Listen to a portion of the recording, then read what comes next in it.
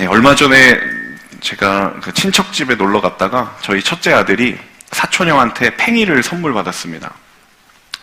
요즘 팽이는 제가 가지고 놀 때 팽이랑은 조금 차원이 다르더라고요. 저는 이렇게 줄을 감아서 이렇게 던지면 돌아가는 팽인데 요새는 무언가를 이렇게 끼워서 쫙 빼면은 순간적으로 확 돌아가는 그런 팽이더라고요. 제가 저만 이게 신기한가 했는데 저희 아내도 신기해하고 내 아들은 너무 좋아하더라고요.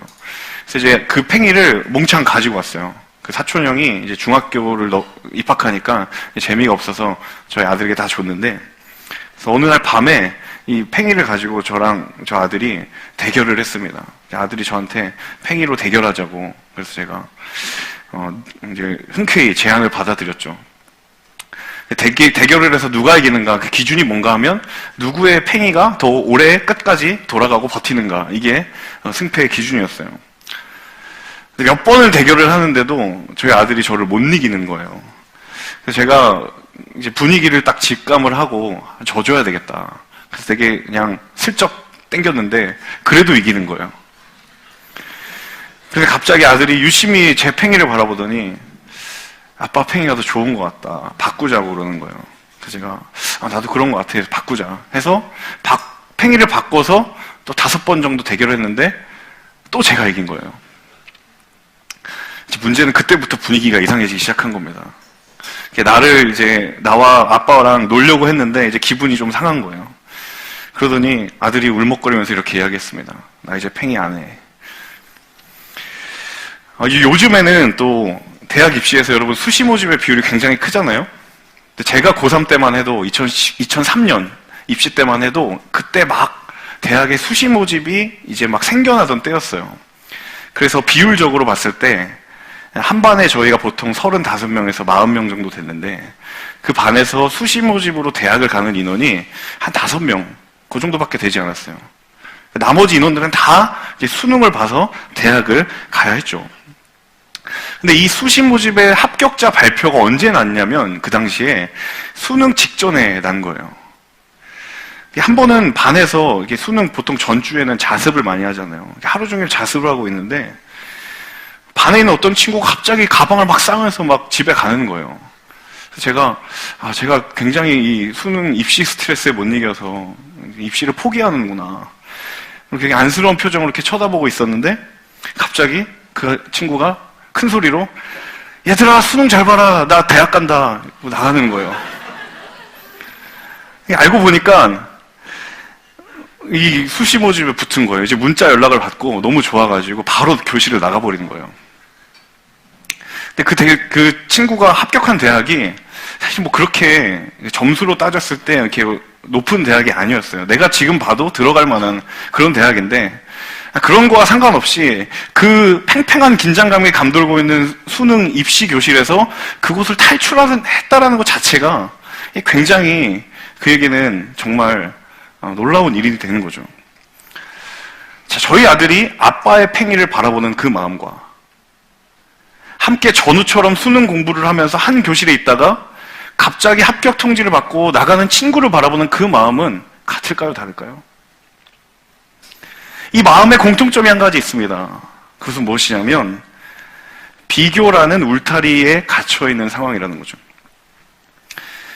비교될 만한 무언가가 내 눈에 보이지만 않았어도 내 마음이나 혹은 내 감정이 그렇게까지 흔들리지 않았을 텐데 이 내가 가진 팽이와 나보다 더 좋은 팽이를 가진 듯해 보이는 이 아빠, 수능을 보아야 하는 내 상황과 수능도 보지 않고 그냥 마치 하이패스를 통과하듯 교실을 박차고 나아가는 친구의 그 상황이 내 머릿속에 인식되는 순간부터 불만이 배가 되고 분노가 증폭되고 더 나아가서는 내 삶은 왜 이런가 하는 절망이 내 삶 가운데 찾아오기도 한다는 거죠.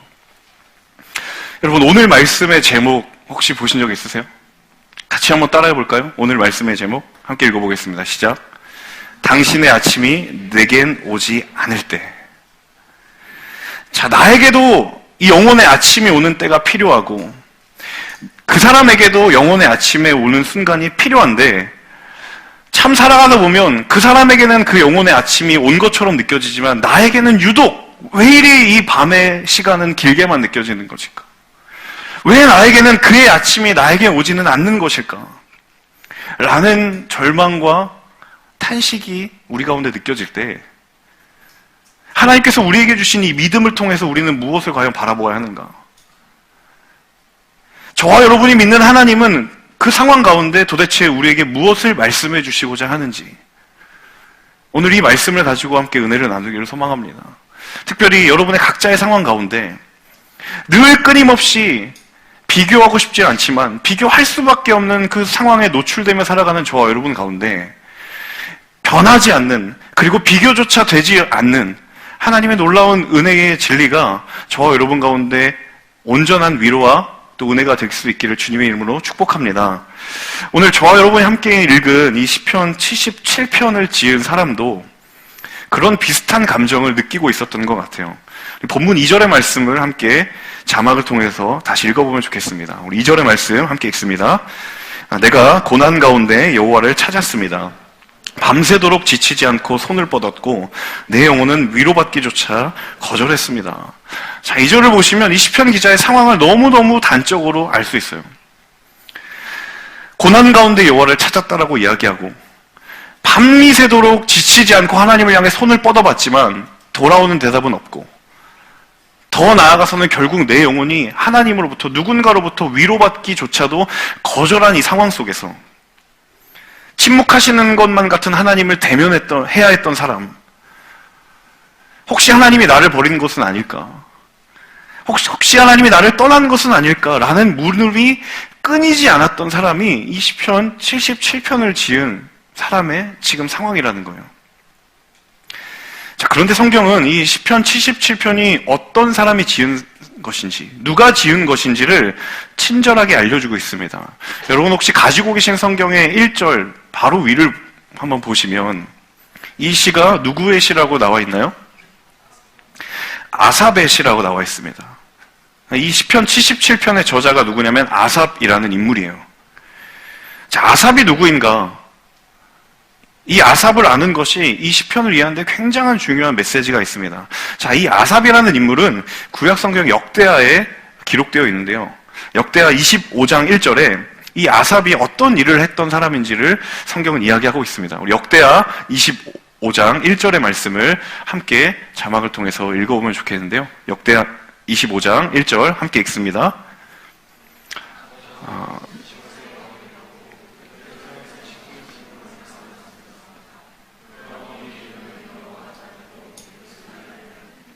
네. 제가 본문을 잘못 알려드렸는데 역대하가 아니라 역대상인데요. 자, 역대상에 보시면 이 아삽이 어떤 사람이었냐면 이 다윗 시대의 군사령들과, 그러니까 군인을 담당하는 군대 조직들과 함께 아삽이라는 인물과 헤만, 여두둔 이 세 사람이 이 성전의 찬양을 담당하던 사람들이었어요. 성전의 찬양을. 요즘 말로 말하면 뮤직 디렉터이고 찬양 인도자였죠.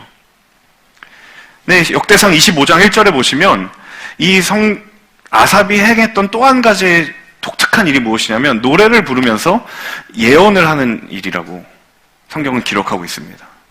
자, 노래를 하는 거는 이해가 되죠. 이 사람이 또 무엇을 했냐면 예언을 했다라고 성경은 이야기하거든요.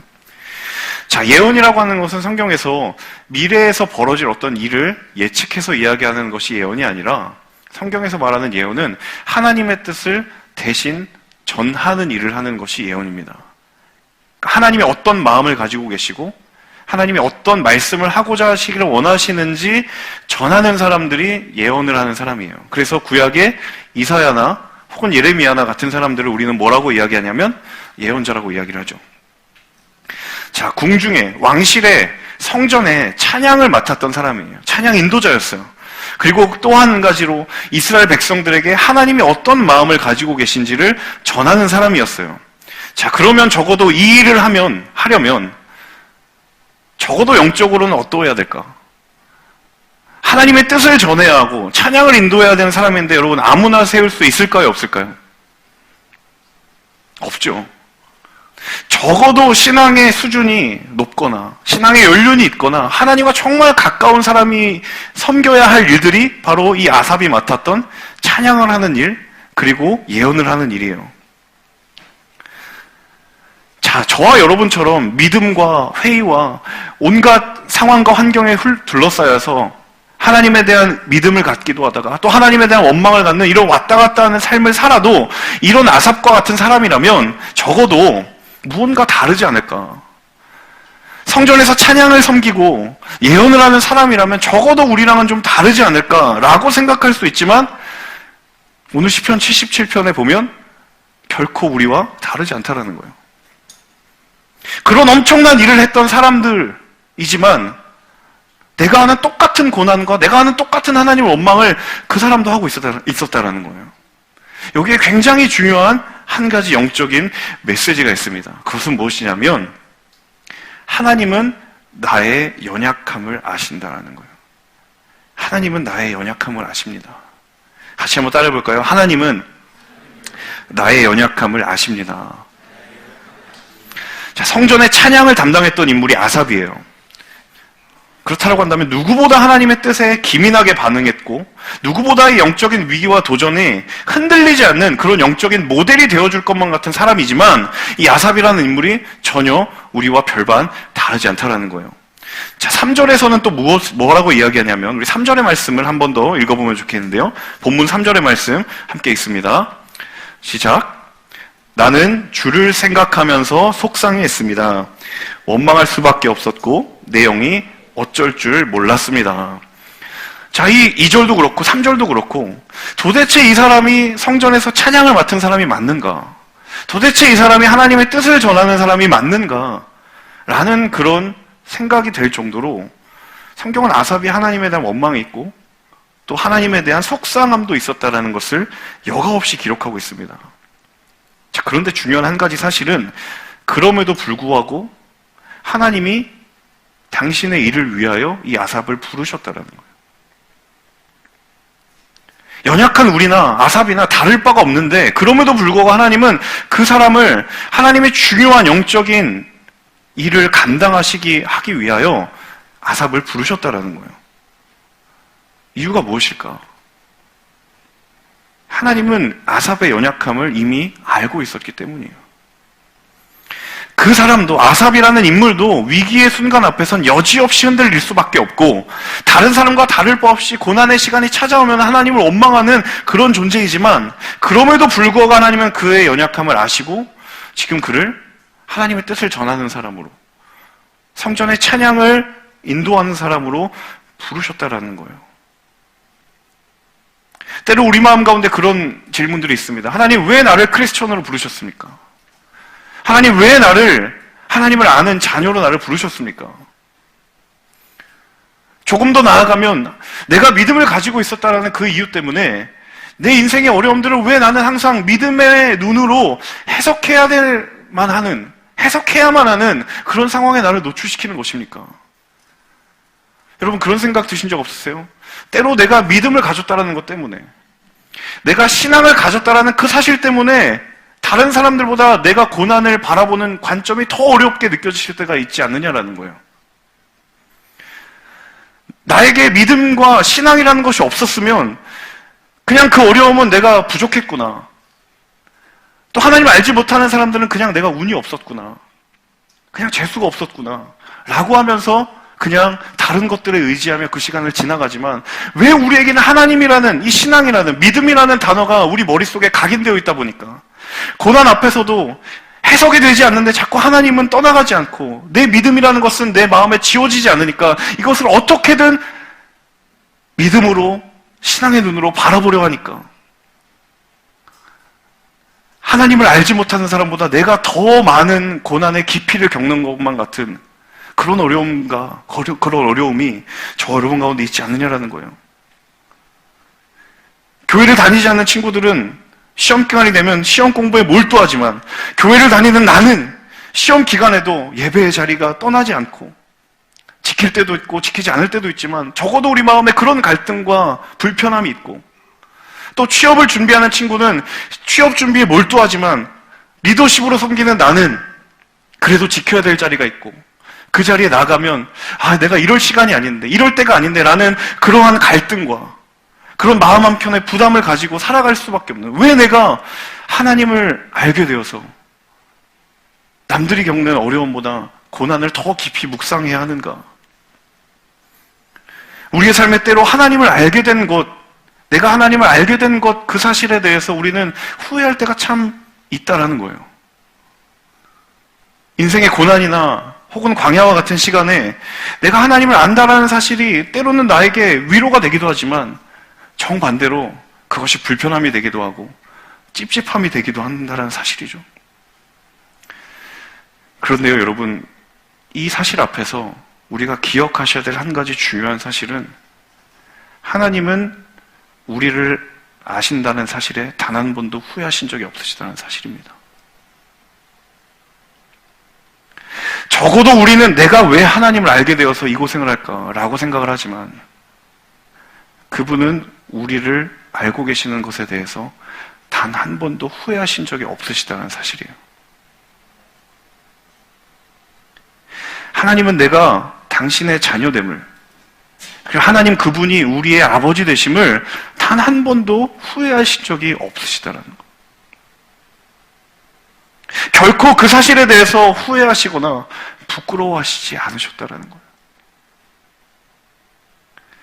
여러분, 인생의 아침을 기다리는 시간은 수많은 사람들은 절망을 묵상하는 시간일지는 모르겠지만, 그 시간은 하나님이 나의 아버지됨을, 그리고 내가 하나님의 자녀됨을 묵상하는 시간인 줄로 믿습니다. 때로 하나님에 대한 원망이 들 때, 이 아삽처럼 도대체 하나님은 왜 나에게 이런 시간을 주셨을까?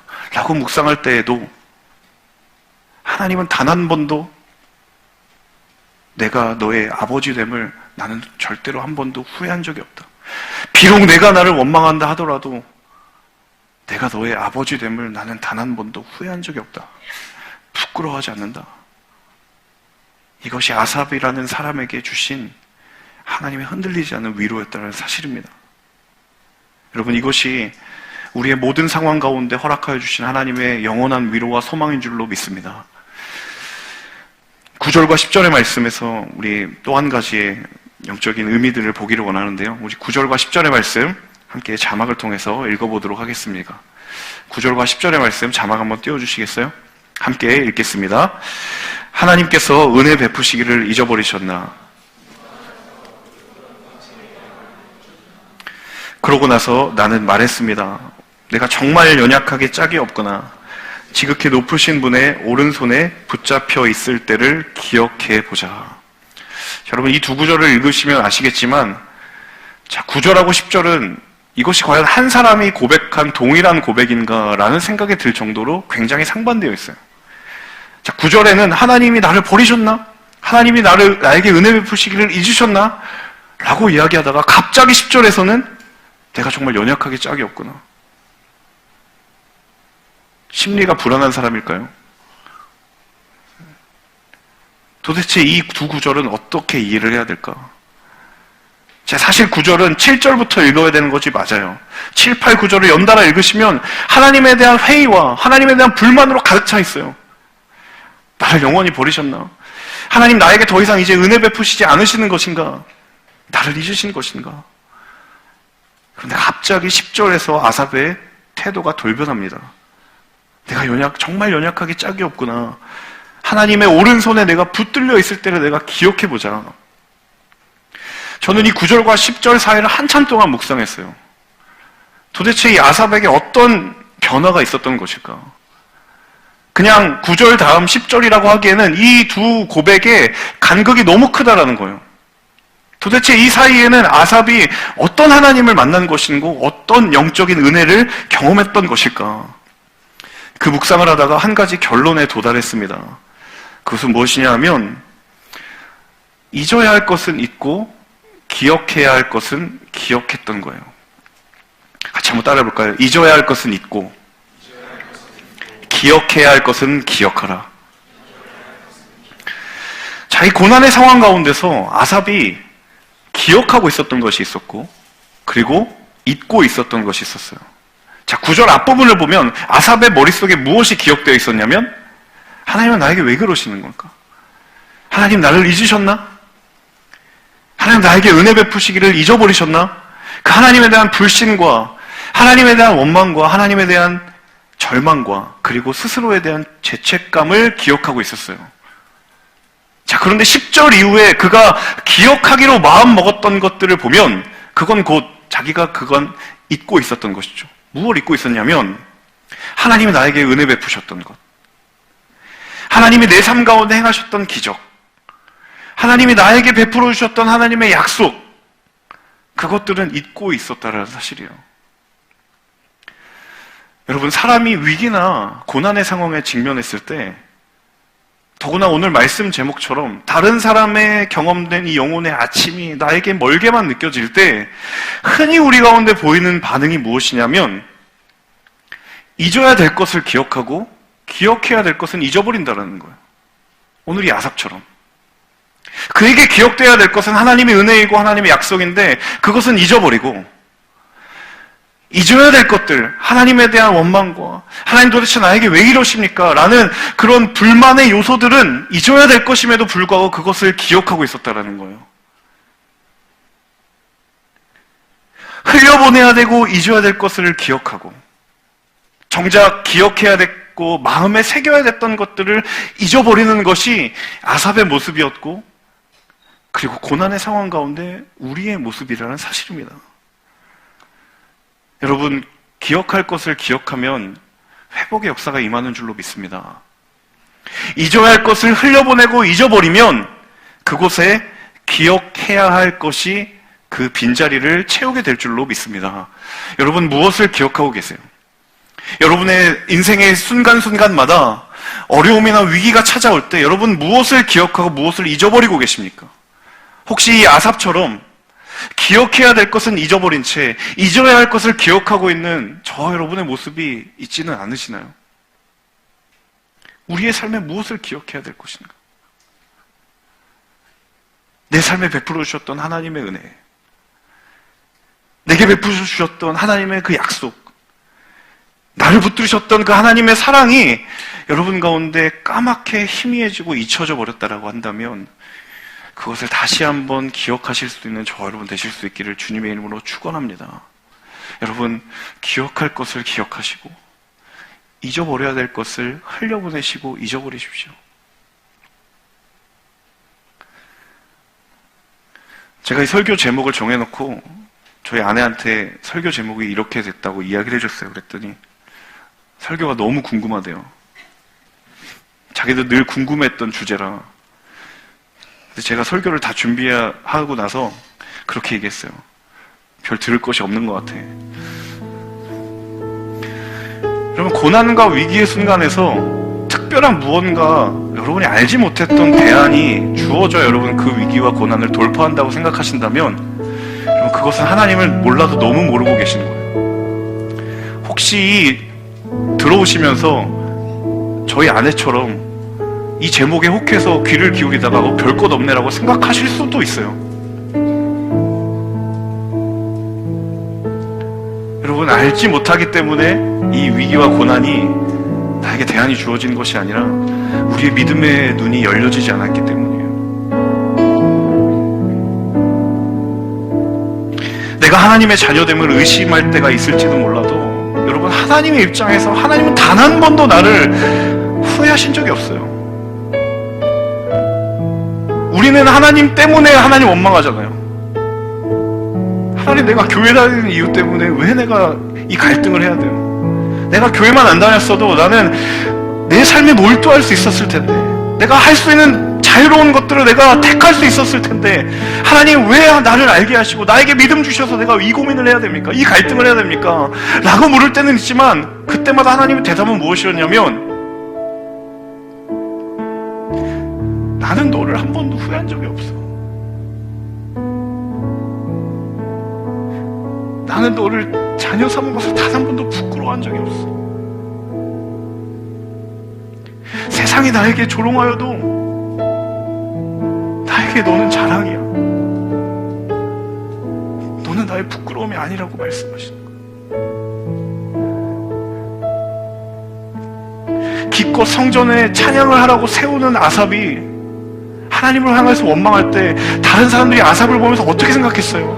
야, 하나님은 왜 저런 사람을 세우셨나? 심지어 예언하는 사람이에요. 하나님의 뜻을 전하는 사람인데 하나님께 원망해요. 사람들이 뭐라고 생각하겠어요? 하지만 그 순간에도 하나님은 철저하게 아삽의 편이에요. 그래서 9절까지 그렇게 아삽이 원망하다가도 10절에서 아삽의 마음이 돌아선 거예요. 하나님이 9절까지 떠나 계셨다가 10절부터 찾아온 것이 아니라 1절의 원망과 불평에서부터 하나님은 계셨기 때문에 아삽이 그 은혜 때문에 9절에서 10절로 돌아선 거예요. 여러분, 왜 내게는 저 사람의 아침이 오지 않는 것일까? 내게는 왜 그렇게 멀어 보이는 것일까? 나의 소원이 쇠하여져 가도 하나님의 소원은 여전히 변함없이 나의 마음 가운데 허락하신 것이기에 여러분, 그것이 저와 여러분 가운데 흔들리지 않는 소망과 이유와 은혜의 근거가 될 줄로 믿습니다.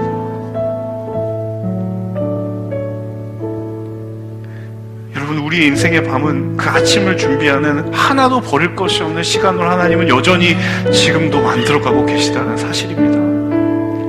저와 여러분 가운데 그 소망의 하나님이 여러분의 위로와 그리고 은혜와 기쁨의 이유가 되시기를 주님의 이름으로 축복합니다. 우리 함께 찬양하며 나아갔으면 좋겠습니다.